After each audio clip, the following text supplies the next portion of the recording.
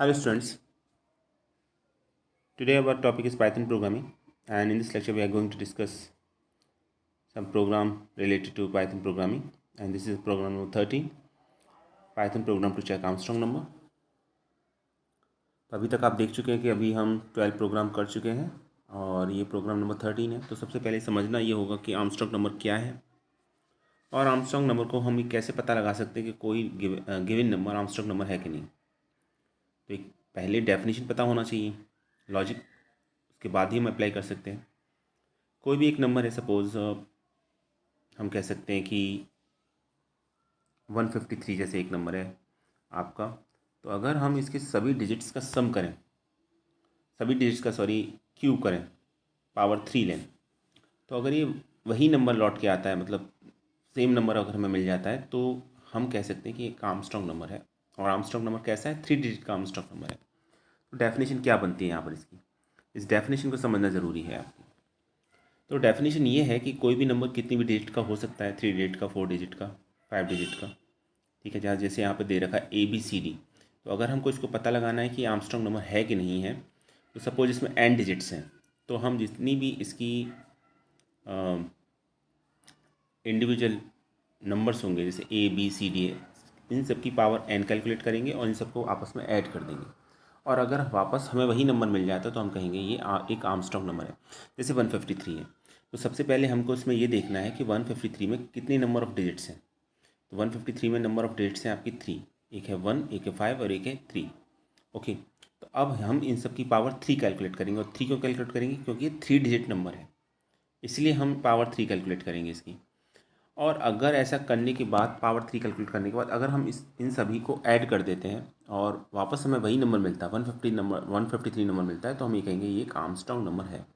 और कैसा नंबर है? 3 डिजिट आर्मस्ट्रांग नंबर। तो ये 3 डिजिट का आर्मस्ट्रांग नंबर हो सकता है, 4 डिजिट का भी कोई हम चेक कर सकते हैं, 5 डिजिट का भी चेक कर सकते हैं। जनरली एग्जाम में 3 डिजिट आर्मस्ट्रांग नंबर का प्रोग्राम आता है, तो हम पता कर सकते हैं, क्योंकि लॉजिक इंप्लीमेंट करना आसान भी है और 3 डिजिट में थोड़ा बहुत वैरायटी भी हो जाती है। हालांकि हम उससे अलग भी 4 डिजिट या 5 डिजिट का आर्मस्ट्रांग नंबर भी चेक कर सकते हैं, तो वो भी एक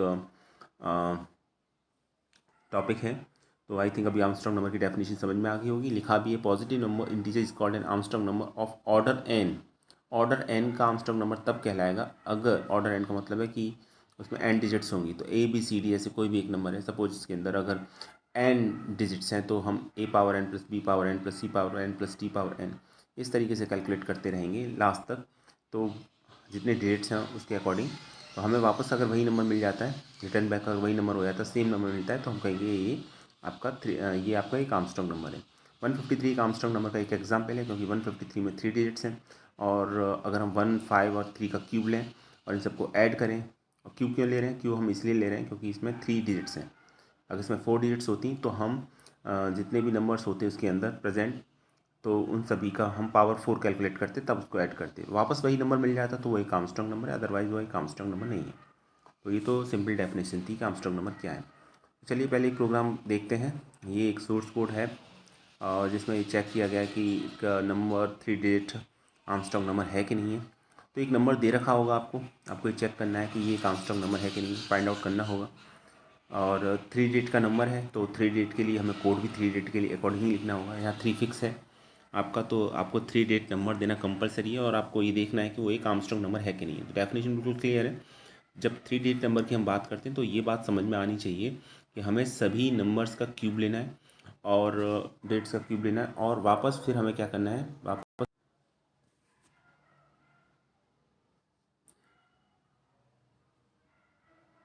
चलिए देखते हैं, इसका पहले कोड देखते हैं। आई थिंक आपको आइडिया देगा। उसके बाद डिस्कस करते हैं प्रोग्राम को।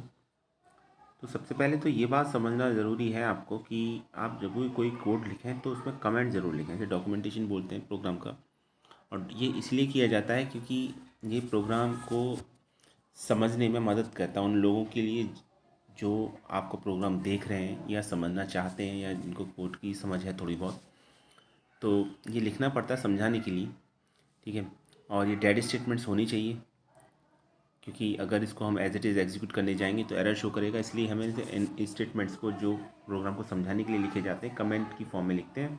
और अगर सिंगल लाइन कमेंट है तो हैश का जो सिंबल होगा उसके बाद हम जो भी कुछ लिखेंगे एक लाइन के अंदर, सिंगल लाइन के अंदर, तो वही कमेंट माना जाएगा। ये ध्यान रखिएगा कि अगर आपने लाइन चेंज कर दी है तो फिर वो कमेंट नहीं रहेगा, सेकंड लाइन कमेंट नहीं रहेगी। हैश के बाद जो भी कुछ आप लिखेंगे लाइन के एंड तक वो सिर्फ कमेंट समझा जाएगा। जैसे मैंने यहाँ पर फॉन्ट साइज को इंक्रीज़ किया तो सेकंड लाइन के अंदर कंटेंट चला गया, तो मुझे सेकंड लाइन को स्टार्ट में भी आपको हैश सिंबल लगाना पड़ा, इसलिए इस तरह से लिखा हुआ Python program to check if the number is an Armstrong number और नॉट। तो ये तो बात थी कि एक आर्मस्ट्रांग नंबर है कि नहीं है। अब क्वेश्चन में ऐसा दे रखा हो सकता है कि पर्टिकुलर हमें किसी नंबर को चेक करना हो कि वो आर्मस्ट्रांग नंबर है कि नहीं, या फिर हमें यूज़र से इनपुट लेना पड़े और ये यूज़र जो भी कुछ इनपुट देगा उसके अकॉर्डिंग हमें ये चेक करना पड़ेगा कि वो आर्मस्ट्रांग नंबर है कि नहीं है। तो प्रोग्राम तो यही बनना चाहिए कि एक यूज़र एक नंबर दे और हमको उसे चेक करना पड़े कि वो एक आर्मस्ट्रांग नंबर है कि नहीं, और अगर आप वो आर्मस्ट्रांग नंबर है तो आंसर लिखा आना चाहिए कि वो that particular number is Armstrong number, और अगर ऐसा नहीं है तो ये भी प्रिंट होना चाहिए कि this number is not an Armstrong number. तो ये करेंगे कैसे? तो सबसे पहले तो हम एक नंबर एक इनपुट कराएंगे, तो हमने, और नंबर इंटीजर टाइप का ही होना चाहिए क्योंकि आर्मस्ट्रांग नंबर की डेफिनेशन के अकॉर्डिंग जो आर्मस्ट्रांग नंबर होते हैं वो इंटीजर्स होते हैं, और हमें यहाँ ये भी ध्यान रखना है कि हमें 3 डिजिट आर्मस्ट्रांग नंबर को चेक करना है। तो सबसे पहले हमने एक स्टेटमेंट लिखा num is equal to int input enter a number, तो एक नंबर हमने सिंपली इनपुट करा लिया। एक वेरिएबल लेंगे सम और इसे इक्वल टू ज़ीरो, इसे ज़ीरो से असाइन इसीलिए किया गया है क्योंकि ये एक कंटेनर है आपके एक तरीके से, इसमें हम फाइनल आपका एक आंसर रखेंगे, और इसमें अगर पहले से कोई गार्बेज वैल्यू होगी तो हमें करेक्ट आंसर नहीं मिलेगा, तो इसलिए पहले इसे ज़ीरो से इनिशियलाइज करके रखेंगे ताकि हमें कुछ रॉन्ग आउटपुट ना मिले। तो एक तो ये था। चलिए अब आगे देखते हैं, इसका कोड देखते हैं। अब कोड को इम्प्लीमेंट करने के लिए ये इसमें हमको चाहिए ये कि हमको इसको लूप के थ्रू इम्प्लीमेंट करना पड़ेगा, तभी हमको ये पता चलेगा कि ये एक आर्मस्ट्रांग नंबर है कि नहीं है। तो हमने एक वेरिएबल लिया टेम्प, TEMP टेम्प, और जो टेम्प वेरिएबल है उसको इनिशियलाइज कर दिया नम से। ठीक है, तो अब जो नंबर है वो आपका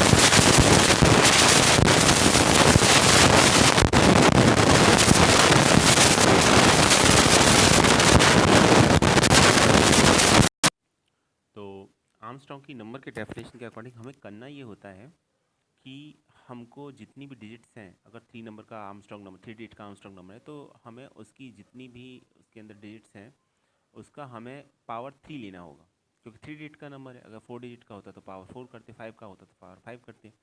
तो अब हमें एक डिजिट मिल गई उसकी 153 में से हमने 3 को अचीव कर लिया। कैसे?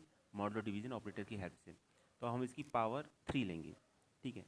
और वो पावर 3 लेने के बाद वो हमने सम में स्टोर कर दी। और कैसे स्टोर की? Sum is equal to sum plus digit power 3। तो सम में पहले से 0 स्टोर था तो 0 में वो नंबर की पावर 3 ऐड हो जाएगा, ठीक है। तो एक काम ये हो गया। अब ये ऑब्वियसली जब लूप 3 बार चलेगा, 3 टाइम्स चलेगा, तो बाद में जो हमें मिलेगा तो जितनी भी डिजिट्स होंगी उनकी पावर 3 का जो भी सम होके आ जाएगा वो सम वेरिएबल में स्टोर हो जाएगा। चलिए हमको 3 मिल गया। ठीक है, अब 3 के बाद हमने अब इस लाइन के बाद हमने लिखा इसमें टैम्प, और temp is equal to temp floor division का साइन है डबल स्लैश 10, और टैम्प क्या है, टैम्प नंबर है। अब ऐसा क्यों किया हमने, ऐसा इसलिए किया क्योंकि 153 में हमने 3 को अचीव कर लिया। अब हमारा टारगेट ये होना चाहिए कि हमारा जो सेकंड डिजिट है 5 वो हमको मिलना चाहिए, क्योंकि हमें उसका पावर लेना है। तो कैसे पता चलेगा हमको तो पता है कि भाई सेकंड डिजिट उसके अंदर 5 है, लेकिन हम उसको अचीव कैसे करेंगे। उसको अचीव करने का तरीका ये है कि आप फ्लोर डिवीज़न लीजिए। कैसे लेंगे, हमने लिखा temp is equal to temp floor division by 10, ये लिखा हमने। तो जब हम 153 को डिवाइड करेंगे 10 से तो हमें क्या मिलेगा, हमको मिलेगा नंबर 15। ठीक है, अब वो नंबर टैम्प एक्चुअली 153 नहीं रहा, अब वो नंबर 15 हो गया। अब टू डेट का नंबर रहा। अब इसी सेम प्रोसीजर को हम दोबारा अप्लाई करेंगे, तो अब हमको 15 पर ऑपरेट करना पड़ेगा, और दोबारा हम 5 को हासिल कर सकते हैं इसके थ्रू। ठीक है, या 5 डिजिट का क्यू ले सकते, 5 नंबर का क्यू ले सकते हैं हम यहाँ पर। तो अभी ये लूप एक बार चल जाएगा, और ये लूप कब तक चलेगा, ये लूप तब तक चलेगा जब तक कि टैम्प की वैल्यू 0 से बड़ी है, आपकी ग्रेटर देन 0 है। तो अभी तो 10-15 है, तो लूप एक बार फिर चलेगा। तो अब ये जब चलेगा तो अब ये चलेगा digit is equal to temp modulo division by 10। ठीक है, मॉडलो डिवीज़न बाई 10। तो अभी टैम्प की वैल्यू 15 है, तो 15 को फिर से 10 से डिवाइड करेंगे। ये मैं एग्जाम्पल ले रहा हूँ 153 के लिए, ये मैं समझाने के लिए बता रहा हूँ आपको। नंबर कुछ भी हो सकता है आपका, लेकिन ऑपरेशन इसी तरीके से परफॉर्म होगा। तो 153 को फिर से अगर 10 से मॉडल डिवीज़न करेंगे तो हमको क्या मिलेगा, हमको मिलेगा 15 को अगर हम 10 से, क्योंकि अब तो 15 रहा ना, 153 को अगर हमने डिवाइड कर लिया फ्लोर डिवीज़न 10 किया, फ्लोर डिवीज़न 10 की ऑपरेट किया तो 15 मिला हमको। टैम्प में इस समय 15 है, तो 15 मॉडल डिवीज़न 10 करेंगे तो हमको मिला इस समय 5। तो अब सम इज इक्वल टू सम में पहले से 3 का क्यू स्टोर था, प्लस हम उसमें 5 का क्यू और ऐड कर देंगे। इसी तरीके से फिर ये लास्ट डेट तक चलेगा आपका, और बाद में इसमें 1 का भी क्यूब इसमें स्टोर होगा। तो हमें एक नंबर मिलेगा, और वो नंबर किस में स्टोर होगा, सम में। अब ये जो नंबर सम में स्टोर होगा, ये एक्चुअली जो भी इसकी डेट्स होंगी, 3 डेट्स होंगी, उनका क्यूब होगा, वो स्टोर हो जाएगा, और उनका क्यूब का सम स्टोर हो जाएगा। तो अब ये पॉसिबिलिटी हमारे पास दो है कि या तो ये उसी नंबर के बराबर हो जो हमने लिया है, या ये उस नंबर से डिफरेंट हो। अगर ये सेम नंबर मिल रहा है तो ऑब्वियसली एक आर्मस्ट्रॉन्ग नंबर है, और अगर ये सेम नंबर नहीं मिल रहा है तो फिर ये आर्मस्ट्रॉन्ग नंबर नहीं है। तो हम क्या करेंगे, हम देंगे इफ़ में कंडीशन, और हमने लिखा इफ़ नम इक्वल टू सम। तो अगर ये सम के बराबर है तो ये एक आर्मस्ट्रॉन्ग नंबर है, और अगर ऐसा नहीं है तो फिर ये आर्मस्ट्रॉन्ग नंबर नहीं है। तो ये एक प्रोग्राम था आर्मस्ट्रॉन्ग नंबर को फाइंड आउट करने का। आई थिंक आपको समझ में आ गया होगा। तो यहाँ पर जो सबसे बड़ा इंपॉर्टेंट रोल प्ले कर रहा है वो पता है क्या है, वो इसके अंदर मॉडलो डिवीज़न है और ये फ्लोर डिवीज़न है। मॉडलो डिवीज़न से हम रिमाइंडर निकाल रहे हैं, और रिमाइंडर निकालने का मकसद हमारा ये है कि हम एक डिजिट उस नंबर जो हमारे पास है उसकी हासिल कर सकें, वो हमें मिल जाए, ताकि हम उसका क्यूब निकाल सकें। और हम फ्लोर डिवीज़न इसलिए कर रहे हैं क्योंकि अगर हमने फ्लोर डिवीज़न उसके ऊपर परफॉर्म कर दिया तो उस डिजिट को हम और छोटा कर लेंगे। जैसे 153 था, 153 का अब हमको 3 का क्यूब ले लिया, तो अब हमें 5 का क्यूब लेना है, तो 153 से हमें 15 पर जाना होगा। तो हम जा तभी सकते हैं जब हम फ्लोर डिवीज़न ऑपरेशन परफॉर्म करेंगे, अदरवाइज़ हम जा ही नहीं सकते। ठीक है, फिर 15 से आपको 1 पर जाना होगा, तो उसके लिए आपको फ्लोर डिवीज़न बाई 10 करना होगा, और यहाँ 10 ही करना होगा, चाहे वो रिमाइंडर लें, चाहे वो आप फ्लोर डिवीज़न का ऑपरेशन परफॉर्म करें। आई थिंक अब बात समझ में आ गई होगी आपको, करके देखिएगा एक बार तो और समझ में आ जाएगा। तो पता चल जाएगा कि आर्मस्ट्रॉन्ग नंबर 3 डिजिट का कैसे निकालते हैं। चलिए आगे बढ़ते हैं। उम्मीद है कि आपको अभी ये चीज़ समझ में आ गई होगी। प्रोग्राम ये लॉजिक है, और प्रोग्रामिंग कोई भी लैंग्वेज कोई भी क्यों ना हो, आर्मस्ट्रॉन्ग नंबर सभी प्रोग्रामिंग में लैंग्वेज में ये बड़ा फेवरेट टाइप का क्वेश्चन बनता है, प्रोग्राम बनता है जो पूछा जाता है। लेकिन लॉजिक सेम ही अप्लाई होगा, लॉजिक चेंज नहीं होता प्रोग्रामिंग चेंज होने पर। ठीक है, तो आप देख पा रहे हैं कि यहाँ पर हम जैसे जैसे इनपुट देंगे तो उसके अकॉर्डिंग बता देगा कि ये एक आर्मस्ट्रॉन्ग नंबर है कि नहीं है। एक तो बात ये थी। दूसरी बात ये यहाँ पर यह आ जाती है कि अगर कोई एंड डेट का नंबर दे रखा है तो क्या हम उसके लिए भी चेक कर सकते हैं कि आर्मस्ट्रॉन्ग नंबर है कि नहीं। अभी हमने 3 डेट के लिए क्योंकि चेक किया, 3 डेट का जो क्वेश्चन रहता है आर्मस्ट्रॉन्ग नंबर का बहुत मोस्ट कॉमन क्वेश्चन रहता है, और जनरली हम इसी को करते हैं। लेकिन चलिए अब एंड डेट की बात करते हैं। तो एंड डिजिट में तो अभी आपका 4 भी आ सकता है, 5 भी आ सकता है। ठीक है, तो देखते हैं चलिए क्या है इसका। तो सबसे पहले हम इसका ऑर्डर निकालना होगा बस। फिर एक काम हमारे लिए थोड़ा बढ़ जाएगा। अब हमारे लिए काम ये बढ़ जाएगा कि हमको पहले उसका ऑर्डर निकालना पड़ेगा कि वो कितने डेट का नंबर है। उसके बाद ही हम चेक कर पाएंगे कि वो आर्मस्ट्रांग नंबर है कि नहीं। पिछली बार तो हमको बता था कि 3 डेट है, तो हमने सबका नंबर का पावर 3 ले लिया। लेकिन इस बार तो हमें पावर वही लेनी पड़ेगी जो जिसका ऑर्डर होगा। तो वो कैसे लेंगे? तो हम काम ये करेंगे कि पहले हमने क्या काम किया, हमने काम ये किया कि हमने उसका ऑर्डर फाइंड आउट कर लिया। और ऑर्डर फाइंड आउट करने के लिए बड़ा एक आसान सा तरीका है, और आसान सा तरीका ये है कि हमने उसको पहले स्ट्रिंग में कन्वर्ट कर लिया। स्ट्रिंग में कन्वर्ट क्यों किया? स्ट्रिंग में कन्वर्ट इसीलिए किया ताकि हम उसकी लेंथ निकाल सकें। एक बार हमको लेंथ पता चल जाएगी तो वही उसका ऑर्डर भी होगा। ठीक है, तो हमने उसके लिए पहले स्ट्रिंग में कन्वर्ट करने के लिए हमने स्ट्रिंग फंक्शन का यूज़ किया str का। और अगर हम किसी नंबर को स्ट्रिंग फंक्शन के अंदर पास करेंगे तो वो एक स्ट्रिंग बन जाएगी। और लेन फंक्शन के थ्रू हम उस स्ट्रिंग की लेंथ निकाल सकते हैं। और उस लेंथ को हमने ऑर्डर के अंदर फीड कर दिया, और मतलब हमने इसको असाइन कर दिया। तो अब जो भी उसका ऑर्डर होगा, जो भी इसकी लेंथ होगी, वो ऑर्डर वेरिएबल जो है उसमें असाइन हो जाएगी आपकी। 4 है तो 4 आ जाएगा, 5 है तो 5 आ जाएगा आपका। ठीक है, एक तो ये था पॉइंट। चलिए, अब हमारा एक काम हो गया पिछले क्वेश्चंस में और इस क्वेश्चन में। डिफरेंस सिर्फ इतना ही है कि पिछले क्वेश्चन में हमें पता था कि ऑर्डर क्या है, इसलिए हमने पावर 3 ली थी इसमें। ठीक है, इसमें हमें पता नहीं है। अब इसमें हमको पता नहीं है तो पहले हमको ऑर्डर निकालना पड़ेगा, क्योंकि ऑर्डर निकालने के बाद ही ये नंबर का ये आर्मस्ट्रांग नंबर है कि नहीं, ये उसी के अकॉर्डिंग आपको कैलकुलेट करना होगा। ठीक है, तो चलिए, अब हमने सम पहले की तरह ज़ीरो से इनिशलाइज़ किया, जैसे हम पहले भी कर रहे थे, इस बार भी हमने वही किया। अब पिछले कोड में और इस कोड में फ़र्क सिर्फ इतना है कि जहाँ हमने डिजिट पावर 3 किया था, देखिए आप लूप के अंदर, वहाँ हमने डिजिट पावर 3 नहीं किया, वहाँ हमने डिजिट की पावर ऑर्डर कर दिया। एक्चुअली हम यहाँ पर डबल स्टार का साइन है तो ये एक्सपोनेंशियल का साइन है, तो एक्सपोनेंशियल का साइन है तो ऑर्डर किया है तो पावर 3 होगा ऑब्वियसली। तो अब ये पावर जब 3 हो गया यहाँ पर, तो उसी के अकॉर्डिंग ये वर्क करेगा। तो ये सब करना हमको इसलिए पड़ा क्योंकि यहाँ हमें ऑर्डर नहीं पता था उसका। ठीक है, हमें उसकी लेंथ नहीं पता थी नंबर की। तो उसके लिए हमने क्या करना पड़ा, उसके लिए हमको करना ये पड़ा कि पहले तो हमने नंबर को स्ट्रिंग में कन्वर्ट किया। और स्ट्रिंग में क्यों कन्वर्ट किया? क्योंकि हमें एक पता है एक फंक्शन लेन, वो लेंथ निकाल देता है स्ट्रिंग की, तो स्ट्रिंग की लेंथ निकल जाएगी। और लेंथ निकलने के बाद हमने उसको एक वेरिएबल ऑर्डर के अंदर स्टोर कर दिया। और जो भी वेरिएबल आया ऑर्डर, तो पिछले वाले प्रोग्राम में जहाँ हमने पावर 3 किया था वहाँ 3 न लिख के हमने वहाँ ऑर्डर लिख दिया। ठीक है, तो ये डबल स्टार जो साइन होता है एक्सपोनेंट का साइन होता है, तो आप जब इसे यूज़ करेंगे तो पावर का काम करेगा ये आपका। ठीक है, तो आपने डबल स्टार ऑर्डर कर दिया तो उतनी पावर के हिसाब से ये कैलकुलेशन करेगा। तो ये एक बाकी तो लॉजिक वही है जो पिछली बार था, लूप पहले की तरह चलेगा। क्योंकि पहले की तरह रिमाइंडर जो मॉडुलो डिवीज़न ऑपरेटर है वो काम करेगा। रिमाइंडर पहले की तरह निकालेंगे, फ्लोर डिवीज़न जैसा था वैसे ही इस समय भी फ्लोर डिवीज़न के थ्रू ही हम इसको निकालने की कोशिश करेंगे। और फिर जब हमें सम मिल जाएगा तो फिर सम को हम फाइनली वैसे ही चेक करेंगे जैसे हमने पहले चेक किया था, कि अगर वो नंबर के इक्वल है तो वो एक आर्मस्ट्रांग नंबर है, और अगर वो नंबर के इक्वल नहीं है तो फिर वो एक आर्मस्ट्रांग नंबर नहीं है। आई थिंक आपको ये बात समझ में आ गई होगी। चलिए आगे बढ़ते हैं। तो एक छोटा सा प्रोग्राम था आर्मस्ट्रांग नंबर का, बहुत इंपॉर्टेंट प्रोग्राम है, रन करा के देखिएगा। इस कोड को आप एज इट इज़ लिखते हैं तो एज इट इज़ एग्जीक्यूट हो जाएगा, ये मैं आपको इंश्योर करता हूँ कि इसमें कोई डाउट नहीं, मैंने खुद से एग्जीक्यूट कर लिया। तो जहाँ तक की बात लॉजिक की, तो लॉजिक मोस्ट इंपॉर्टेंट है, लॉजिक समझना बहुत ज़रूरी है। क्योंकि प्रोग्राम एग्जीक्यूशन कोई इंपॉर्टेंट वर्क नहीं है, कि कंप्यूटर तो उस प्रोग्राम को एग्जीक्यूट कर ही देगा अगर वो लॉजिक आपका करेक्ट है तो। ठीक है, तो पेपर पर प्रोग्राम पहले सही लिखा होना चाहिए, उसके बाद ही आप एग्जीक्यूट करने के लिए जाएँ तो ज़्यादा बेहतर है। अब एक प्रोग्राम है, प्रोग्राम नंबर 14, और ये प्रोग्राम है Python program to convert decimal to binary in octal and hexadecimal number. अब ये आपको पता ही होगा कि ये सब नंबर सिस्टम्स हैं।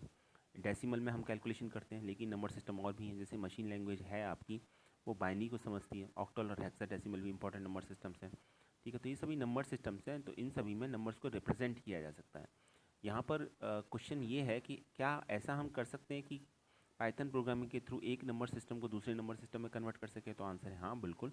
और बड़ा छोटा सा प्रोग्राम है पाइथन में इसको इम्प्लीमेंट करने का, और इसको हम फंक्शन के थ्रू करेंगे। पहले से कुछ बिल्ट इन फंक्शंस हैं, उनका अगर हम यूज़ करें तो आसानी से हम किसी भी डेसिमल नंबर को ऑक्टल नंबर, बाइनरी नंबर और हेक्साडेसिमल में कन्वर्ट कर सकते हैं। डेसिमल की बात मैं इसलिए कर रहा हूँ क्योंकि जिसमें हम कैलकुलेशन करते हैं, जो हमारा नंबर सिस्टम है जिसमें हम काउंटिंग करते हैं, जनरल लाइफ के अंदर जो यूज़ करते हैं वो डेसिमल नंबर सिस्टम ही होता है। ठीक है, तो इसके अंदर करना क्या है, ये इंपॉर्टेंट समझने वाली बात है। अगर आपको बाइनरी में कन्वर्ट करना है तो उसके लिए एक फंक्शन है, बिल्ट इन फंक्शन है BIN। तो BIN जो बिल्ट इन फंक्शन है, तो फंक्शन की क्या पहचान है? पैरेंथेसिस का साइन। तो पैरेंथेसिस के साइन के अंदर जो हम वैल्यू पास करते हैं उसे बोलते हैं पैरामीटर। तो हमने पैरामीटर पास कर दिया वो नंबर, ठीक है। तो अगर हम वही नंबर पास करेंगे बिन के अंदर तो वो आपका बाइनरी में कन्वर्ट हो जाएगा। BIN जो है आपका वो बाइनरी को रिप्रेजेंट करता है, OCT ऑक्टल को रिप्रेजेंट करता है और HEX हेक्स को रिप्रेजेंट करता है। ये 3 डिफरेंट फंक्शंस हैं। इन तीनों फंक्शन का यूज़ करके हम किसी भी एक डेसिमल नंबर को बाइनरी में कन्वर्ट कर सकते हैं। तो हमने DEC लिखा तो DEC as a parameter value pass की हमने BIN के अंदर, तो डेसिमल टू बाइनरी कन्वर्जन हो जाएगा। अगर हमने ऑक्ट के अंदर DEC को पास किया तो ये ऑक्टल में कन्वर्ट हो जाएगा, और अगर हमने इसको हेक्स के अंदर पास किया तो ये हेक्साडेसिमल में कन्वर्ट हो जाएगा। तो बात सिर्फ इतनी सी थी। तो फंक्शन का नाम याद रखना है BIN, ऑक्ट और हेक्स, और इसके अंदर किसी भी अगर डेसिमल नंबर को अगर हम लिखेंगे तो वो उस कोड बाइनरी ऑक्टल और हेक्साडेसिमल में कन्वर्ट हो जाएगा। तो सिंपल सा लॉजिक है। आई थिंक आपको बात समझ में आ गई होगी। तो ये फंक्शन नेम याद रखिएगा, ठीक है। बड़ा इंपॉर्टेंट है ये। कंप्यूटर फंडामेंटल में डायरेक्ट कभी कभी पूछ भी लिया जाता है दूसरे नंबर सिस्टम में कन्वर्ट करने के लिए। देखिए लिखा भी हुआ है यहाँ पर, क्लियर थ्योरी इंडिकेट कर रही है। To test the program for other number, change the value of decimal and DAC in the program. In this program we have used the built-in function BIN, oct and hex to convert the given decimal number into respective number systems, and these number takes an integer in decimal and returns a string. Okay, now I think आपको बात समझ में आ गई। चलिए आगे चलते हैं। अब हमारा प्रोग्राम नंबर है 15। तो प्रोग्राम नंबर 15 को देखते हैं। प्रोग्राम नंबर 15 है Python program to find ASCII value of a character, American Standard Code of Information Interchange. जितने भी कैरेक्टर्स होते हैं उनकी एक ASCII वैल्यू होती है, ठीक है। तो वो हम कैसे पता लगा सकते हैं पाइथन प्रोग्रामिंग के थ्रू? तो वो अगर हम पता करना चाह रहे हैं तो उसके लिए एक कोड है। उस कोड को अगर हम इम्प्लीमेंट करें पाइथन में तो कोई भी कैरेक्टर है तो उसका हम ASCII वैल्यू को फाइंड आउट कर सकते हैं। जैसे यहाँ पर हमने एक सिंपल सा प्रोग्राम लिया है, और इस प्रोग्राम में हमने क्या काम किया है? इस प्रोग्राम में हमने काम ये किया है कि हमने एक वेरिएबल ले लिया C और एक कैरेक्टर ले लिया P। तो P को इनिशियलाइज कर दिया, सिंगल कोट के अंदर रिप्रेजेंट है P, तो ऑब्वियसली एक कैरेक्टर है। तो वेरिएबल को ये P हमने असाइन कर दिया। अब हम ये पता लगाना चाह रहे हैं कि P की ASCII वैल्यू क्या है, हमको नहीं पता। देखिए एक बात याद रखिएगा कि जितने भी नंबर्स होते हैं, जितने भी स्पेशल सिम्बल्स होते हैं, जितनी भी डिजिट्स होती हैं, जितने भी आपके कैरेक्टर्स होते हैं, चाहे स्मॉल में हो कैपिटल में हो, इन सभी की एक ASCII वैल्यू होती है। अच्छा, कैपिटल लेटर्स की अलग होगी, स्मॉल लेटर्स की अलग होगी, स्मॉल ए की अलग होगी, कैपिटल ए की अलग होगी, ठीक है। तो हम पता कैसे करेंगे? तो उसके लिए एक फंक्शन है और वो भी बिल्ट इन फंक्शन है। हम उसका यूज़ करेंगे तो हम ASCII वैल्यू को पता लगा सकते हैं, और उस बिल्ट इन फंक्शन का नाम है ORD। और इसके अंदर हम किसी भी कैरेक्टर को पास करेंगे एज अ पैरामीटर तो हमको ये आपका पता चल जाएगा कि उसका ASCII वैल्यू क्या है। जैसे आप सेकंड लास्ट लाइन में देख पा रहे होंगे, हमको C की ASCII वैल्यू पता करनी है। C एक वेरिएबल है और इस वेरिएबल में हमने P को स्टोर कर दिया। C अपने आप में कैरेक्टर नहीं है, वेरिएबल है यहाँ पर, ये ध्यान रखिएगा। हमने C को P से इनिशियलाइज किया था, ठीक है। तो अभी अगर हम इसका ये पता लगाना चाह रहे हैं कि इसकी ASCII वैल्यू क्या है, तो हमने लिखा ORDC। तो इसके बाद ORDC उसको अगर हम प्रिंट स्टेटमेंट के अंदर देंगे तो P की जो भी स्मॉल P की जो भी ASCII वैल्यू होगी वो प्रिंट हो जाएगी। स्मॉल P की वैसे ASCII वैल्यू आपकी 112 होती है, तो वो प्रिंट हो जाएगी स्क्रीन पर। तो हमने इसके लिए जो फंक्शन यूज़ किया वो इम्पॉर्टेंट है, ORD फंक्शन है, जिसके थ्रू हम ये पता लगा सकते हैं कि पर्टिकुलर किसी कैरेक्टर का क्या ASCII वैल्यू। आई थिंक आपको बात समझ में आ गई होगी, ठीक है। छोटा सा प्रोग्राम था, करके देखिएगा। आप कोई और कैरेक्टर लेके देखिए और डिजिट भी लेके देख सकते हैं, ठीक है। तो as a digit as a character लेके देखिएगा, ऐसा नहीं है कि डिजिट। तो ठीक है, चलिए आगे बात करते हैं। तो अब प्रोग्राम नंबर 16 है। प्रोग्राम नंबर 16 में है Python program to check whether a string is palindrome और नॉट। अब ये भी स्ट्रिंग से रिलेटेड प्रोग्राम है और इसमें ये चेक करना है कि कोई स्ट्रिंग पैलिंड्रोम है कि नहीं है। पैलिंड्रोम नंबर के केस में भी अप्लाई होता है और स्ट्रिंग के केस में भी अप्लाई होता है। तो ये पैलिंड्रोम है क्या, या पैलिंड्रोम नंबर्स क्या होते हैं, पैलिंड्रोम स्ट्रिंग क्या होती है? पैलिंड्रोम नंबर या पैलिंड्रोम स्ट्रिंग वो स्ट्रिंग होती है जैसे फॉरवर्ड बैकवर्ड में अगर हम पढ़ें तो हमें दिखाई जो हमें कंटेंट मिलेगा वो एक जैसा मिलना चाहिए। जैसे डैड, डैड ये जो स्ट्रिंग है इसमें अगर आप देखेंगे तो